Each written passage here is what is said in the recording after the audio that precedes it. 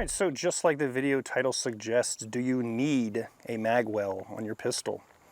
So this video is in specific going to be geared more towards the concealed carry aspect of a pistol with a magwell. For those of you that may be setting up a competition gun, my answer for that is yes. I would do anything and everything that you can to give yourself the most advantage possible. However, again, we're looking at the concealed carry aspect for this video, so if that pertains to you, then let's jump right into it. So the magwell in specific that I'm going to be looking at today is from Tyrant CNC. This is the packaging that it comes in. This one in specific is for the Glock 19 Gen 5. In this instance, we're going to be using it on a Glock 49, which I just did a review on. But again, it's a Glock 19 Gen 5 frame, exactly identical, so we're going to throw that on here and we're going to go over it. So I have already kind of taken this thing out and messed with it a little bit, so I already have some points I want to cover, but we're going to go through this step by step as far as looking at what you get in the package, installing it, and then my thoughts and feelings and opinions on it. All right, so again, this is a specific magwell for a specific pistol. If you don't own this pistol or have this magwell, things may or may not apply, but the general concepts are going to still be there. So first of all, let's talk about a magwell and what it is and why you might even be considering it. So the easiest way to think about it is basically it is a funnel for your pistol in terms of the magwell. So it's going to give you a lot more surface area when you are trying to load a mag in there and you're not getting it exactly just right on the nose, getting it in the magwell. It kind of helps you hit and kind of guide into the pistol a little bit. So again, this is an extreme example, but it helps it make sense a little bit. So again, you're not just dealing with the magwell from the pistol. You have a little bit, again, more room for error essentially when you're trying to quickly throw that magazine in there, help guide it in so that you can get your pistol reloaded and keep firing. So let's go ahead and take a look at what we get in the packaging here. So we've got the magwell itself, which is CNC'd out of aluminum. We have the individual screw that's used to attach it, and it includes the Allen key that is needed for it, so you don't have to shuffle around and search through your toolbox to make sure you have the right size to actually install this thing. And this is it. Other than the fancy promotional packaging that's in here in the bag that it comes in, there's nothing special about this. So this is just trash.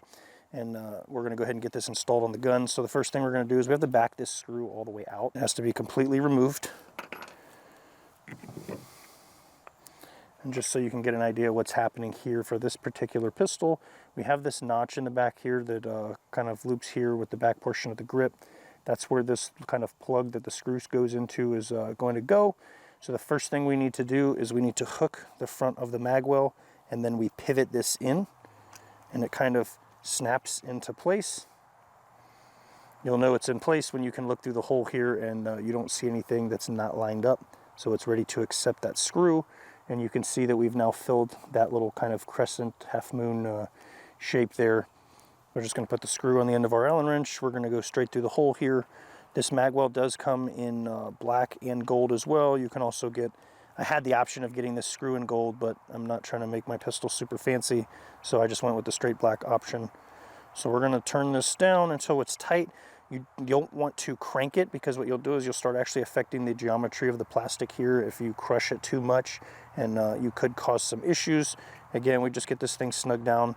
Once you've decided that this is something that you're going to want to use and keep on here, I would recommend taking the screw out, putting some Loctite on it, and then putting it back in, just so that while you're shooting, that screw doesn't back itself out, because there was no thread locker or anything on it. So that is a possibility.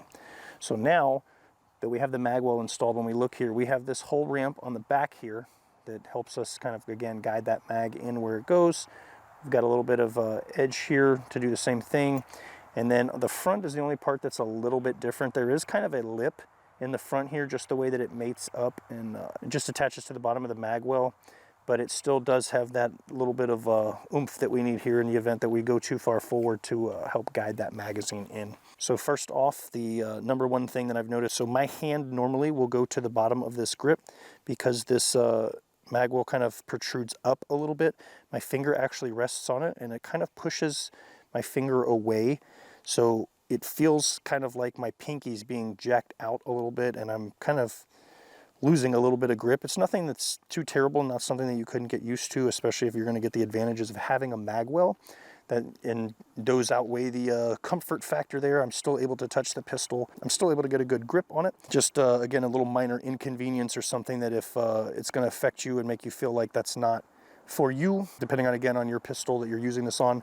If I were to put this on a Glock 17 that has the little bit longer grip and my finger would stop short of that, then that would definitely be a non-issue there. So my biggest issue comes in with this magwell. Again, this specific magwell for this specific gun. If I load in a 15 round magazine with just the standard stock butt pad on it, it goes down kind of inside where the magwell is. Yes, they have these little notches, but that's actually not even enough to get a good grip. And again, it's just barely my fingertips that are able to grab a hold of it. So let's say I have some sort of catastrophic malfunction where I need to rip this magazine out. I've got a double feed or something, and I need to remove the mag because it's not dropping free when I push the mag release. I have absolutely no way to grab a hold of this thing. I would have to come from the top and push down and hope that I didn't accidentally bump something and close the slide on my finger, because that would be the only way that I would be able to actually forcefully remove this mag without being able to grab a hold of it at the bottom. Now, again, if you have some sort of extended butt pad or you're using a longer magazine, so for example, if I'm using a Glock 17 or longer mag, it sticks out of the bottom, I can easily grab a hold of it and rip this thing out. Now, the other issue that I can tell here, so if you notice, when I push this mag in and I get to about there, it's not locked in all the way. This is just sitting there.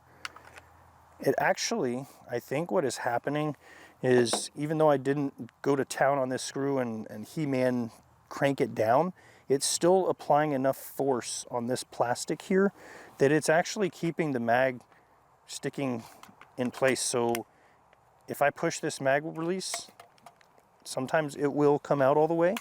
I'll go ahead and put our 15 rounder in there. And I've had times where I'm pushing the mag release and the mag is not coming out. It is not. Nope, there we go. It finally came out after kind of wiggling the pistol a little bit, but it is hanging up a little bit. So that's kind of a problem. If I'm going to push the mag release and the mag doesn't come out and I have to go get it, and I can't get it because I can't reach it because the magwell is actually blocking. Now, again, I know there are magwells out there that have a little bit more access here on the sides.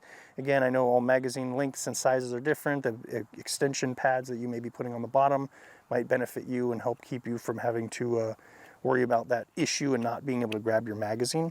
So again, for this specific magwell, for this specific pistol that is in my hand, those are the issues that I have encountered. And I would highly suggest that if this is something that you're looking at and you're telling yourself that you absolutely need a magwell on your carry gun, that you test. If somebody else has one, try theirs out, see if it's causing those issues, see if you like it. There's probably plenty of other guns and other magwells that interface and work differently and work better with each other and don't have that problem depending on the way they mount. It's, again, possibly the way that this mounts with this screw, tightening it on there, that's changing some of the geometry of this plastic and occasionally does not allow the magazine, even when empty, to drop free. I have also had it, again, messing with this same exact configuration, a fully loaded magazine not wanting to come out and me having to give it a little bit of motivation to remove it from the pistol. So that kind of concerns me a little bit.